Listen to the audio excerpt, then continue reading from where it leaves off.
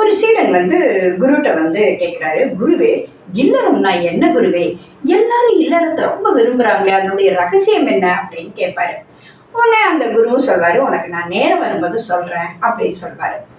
சில நாள் கழிச்சு பார்த்தீங்கன்னா ஒரு பறவை வருது. அந்த பறவை அந்த குருட்ட குருவே, இந்த கடலுக்கு நடுவில் ஒரு அழகான தீவு இருக்கு, எனக்கு அதை பார்க்கணும்னு ஆசையா இருக்கு, நீங்க தான் வழி சொல்லுங்க அப்படின்னு அந்த பறவை கேட்கும். அந்த சமயம் அந்த சீடனும் அந்த குரு பக்கத்துல தான் இருந்தா.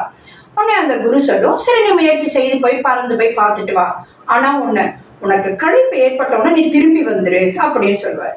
இந்த பறவையும் போய் பறந்து போகும். கொஞ்சம் தூரம் போனோடனே இது ரொம்ப களைப்பு வந்துடுது, திரும்பி வந்துடுது. வந்த உடனே குருட்ட சொல்லுது, குருவே, எனக்கு களைப்பு வந்துட்டு நான் திரும்பி வந்துட்டேன், நல்ல வேளை உங்க பேச்சை கேட்டேன், இல்லைன்னு நான் இன்னும் கொஞ்சம் தூரம் பறக்கலாம்னு நினைச்சிருந்தேன்னா நான் முடியாம கடல்ல விழுந்து இறந்துருப்பேன் அப்படின்னு சொல்லும். உடனே குரு சொல்வாரு, சரி நீ ஒரு துணையை கூட்டிட்டு போ, அப்போ உன்னால அந்த தீவை பார்க்க முடியும் அப்படின்னு சொல்வாரு. உடனே இதுவும் தன்னுடைய துணையை கூட்டிட்டு பறந்து போகுது.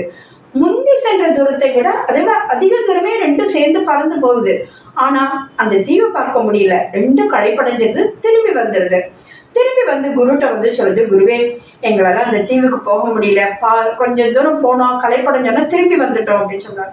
உடனே குரு என்ன பண்றாரு, ஒரு குச்சியை கொடுக்குறாரு, இந்த குச்சியை வச்சுக்கோங்க, நீங்க 2 பேரும் போங்க, களைப்பு வரும்போது இந்த குச்சியை கடல்ல போட்டுட்டு அதுல ஏறி உட்காந்துக்கோங்க, மறுபடியும் நீங்க பறந்து போய் அந்த தீவை போய் பார்த்துட்டு வாங்க.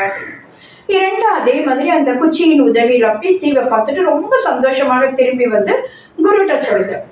உடனே குரு கேட்டாரு, ஆமா, உங்களுக்கு அந்த குச்சி சுமையா இல்லையா அப்படின்னு கேட்டது. உடனே 2 பறவையும், ஆமா ஆமா, ரொம்ப சுமையா தான் இருந்தது, நீ வச்சுக்கோ நான் வச்சுக்கோன்னு எங்களுக்குள்ள சண்டை கூட வந்தது. ஒரு சில சமயத்துல நாங்க 2 பேருமே அந்த குச்சியை சுமந்து போனோம். ரொம்ப களைப்படைஞ்சோன்னா அந்த குச்சியை நாங்க கடல்ல போட்டுட்டு அதுல ஏறி அமர்ந்திருந்தோம் ஓய்வுக்காக.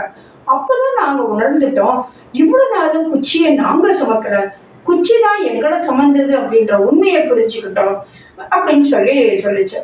உடனே பக்கத்துல இந்த சீடன்ட்ட குரு கேட்காரு, கேட்டியா, அந்த பறவை சொன்னதை கேட்டியா? அந்த பறவைகளுக்கு அந்த குச்சி சுமையாக இருந்தது, அவர்களுக்குள் சண்டையும் வந்தது, ஆனாலும் அந்த இலக்கை அடைய, அந்த தீவை பார்க்க அந்த குச்சி அவர்களுக்கு உதவியது. அதே மாதிரிதானங்க மனிதர்களுக்கும் இல்லறம் என்ற குச்சியும். கடலை கடப்பதற்கு மனிதர்கள் குதிக்கவும் வேண்டாம், நீச்சல் அடிக்கவும் வேண்டாம். இல்லறம் என்ற குச்சியில் சுகமாக மிதந்தே அவர்கள் செல்லலாம்.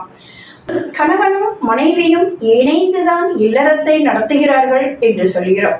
இல்லங்க, இல்லறம்தான் கணவனையும் மனைவியையும் வழி நடத்துகிறது என்று நாம் ஒப்புக்கொள்ள வேண்டும், உணர வேண்டும். அதுதானே உண்மைங்க.